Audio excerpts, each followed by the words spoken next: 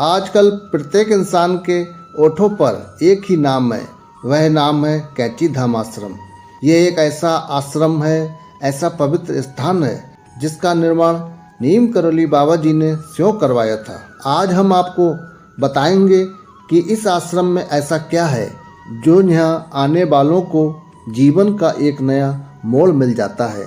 ऐसी कौन सी शक्ति है जिससे इंसान का संपूर्ण जीवन बदल जाता है। उदाहरण आपके सामने है कि फेसबुक कंपनी के मालिक मार्क जुकरबर्ग और एप्पल कंपनी के मालिक स्टीव जॉब्स, जिनकी आस्था इस आश्रम के साथ जुड़ी हुई है, ये दोनों अपने जीवन में पूरी तरह से हताश हो चुके थे, या कह सकते हैं कि पूरी तरह से निराश हो चुके थे। तब इनको किसी ने कैची धाम आश्रम के बारे में जानकारी दी।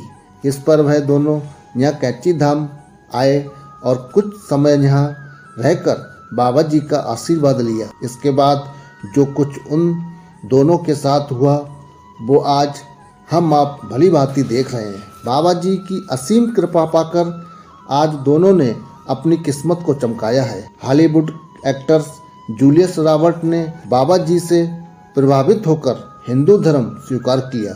वह भी नियमित रूप से कैची धाम आश्रम बाबा जी का आशीर्वाद लेने आती हैं। ऐसा ही चमत्कार अमेरिका के प्रोफेसर रिचर्ड एल्पर्ट के साथ हुआ, जो नशे की गोलियों के अत्यधिक मात्रा में सेवन किया करते थे। इसी नशे के कारण उनकी यूनिवर्सिटी की नौकरी छूट गई और वह आध्यात्मिक की खोज में भारत आए, जहां उनकी मुलाकात बाबा जी से हुई।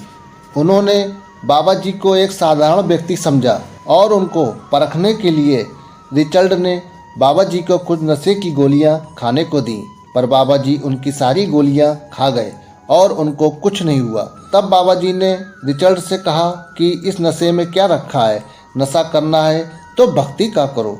इससे प्रेरणा लेकर रिचर्ड ने बाबा जी से अपनी गलती की क्षमा मांगी और उनको गुरु बनाकर उनसे दीक्षा ली। इसके बाद बाबा जी ने उनको एक नया नाम दिया, रामदास। ये वही रामदास बाबा जी के शिष्य हैं जिन्होंने मिरेकल ऑफ लव नाम की एक पुस्तक लिखी है, जिसमें बाबा जी के चमत्कारों की कहानी है। आगे हम उन बातों की चर्चा करेंगे जिसके बाद आप भी इस आश्रम में जाकर अपने जीवन को एक नई दिशा दे सकते हैं। क्या है वह जरूरी बात, जानने के लिए इस वीडियो को पूरा देखें। सबसे पहले हम ये समझेंगे कि कैची धाम आश्रम इतना खास क्यों है।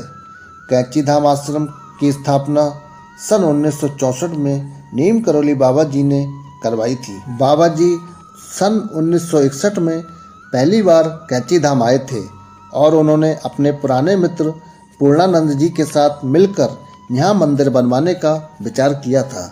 नीम करोली बाबा जी का जन्म उत्तर प्रदेश के अकबरपुर गांव में सन 1900 के आसपास हुआ था। उनका बचपन का नाम लक्ष्मी नारायण शर्मा था। बाबा जी के आश्रम का नाम कैची धाम क्यों पड़ा, इसके पीछे एक दिलचस्प कहानी है। अल्मोड़ा जाने वाले हाईवे पर जहां पर ये मंदिर है, उसके ठीक पहले काफ़ी घुमावदार सड़कें हैं, यानी कैचीधार सड़कें।